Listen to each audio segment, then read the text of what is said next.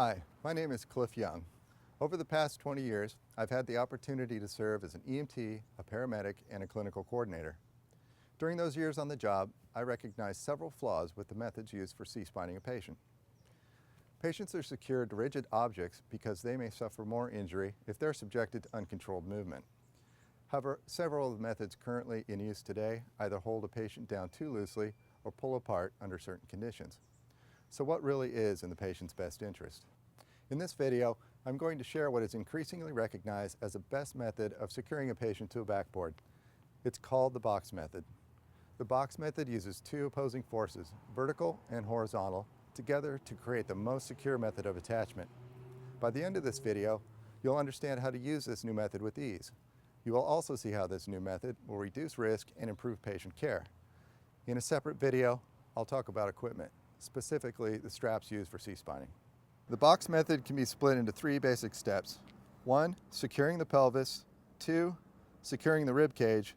And 3, securing the legs. 1, securing the pelvis. Create a box around the pelvis using the first strap. In this case, the strap is color-coded yellow. Start at the opening that is at the level of the iliac spine. Run the free end of the strap down through the opening and down to the third opening in line with the mid-femur. Run the strap up through that opening and directly across the patient's legs. Then retrace your steps on the other side, down through that third opening and up to the first opening, and then back across the patient to secure it with the buckle. When threading the buckle, insert the webbing through the back slot, loop it over the bar, and thread it through the front slot at the front of the buckle, just like a backpack or a helmet.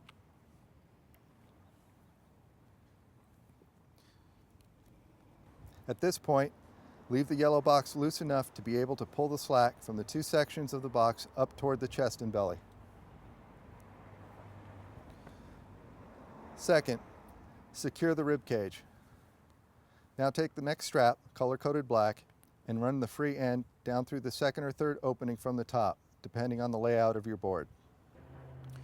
Pull the strap through until the buckle is even with the rib cage mid-axillary. Then run the free end up through the top opening. Once you've pulled all the strap through, run it over the patient's shoulder like a backpack strap and loop it through the top section of the yellow strap. Then up over the opposite shoulder, down through the top opening.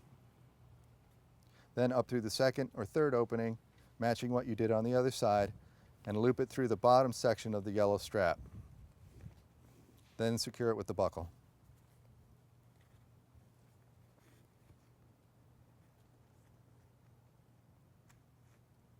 At this point, you can adjust all the tension, make the straps as tight as they need to be.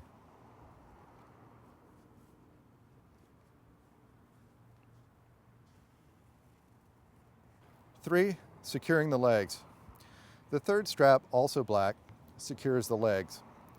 Find an opening about mid-tibia, run the strap up through that opening and across the legs. Down through the same opening on the other side. At this point, you have 3 choices. A, you can make an X over the legs by running the strap diagonally to the bottom opening, then across the patient to the other bottom opening, and back diagonally to the buckle.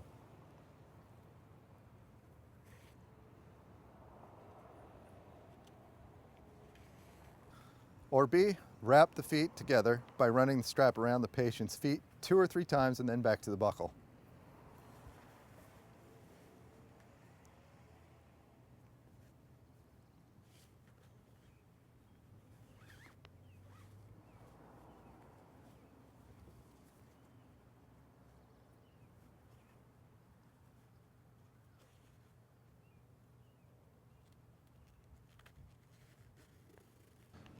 Or C, a combination of both.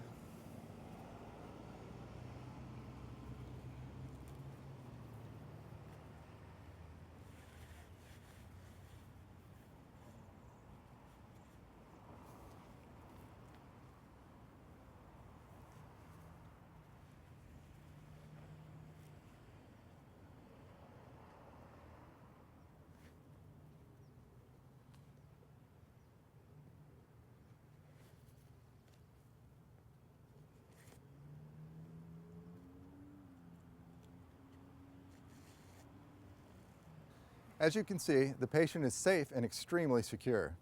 This will give you a high level of confidence that they will remain protected to the greatest degree possible from the potential effects of uncontrolled movement, both in the field or during transport, particularly in a search and rescue environment. As a longtime EMT, I can really feel good about that.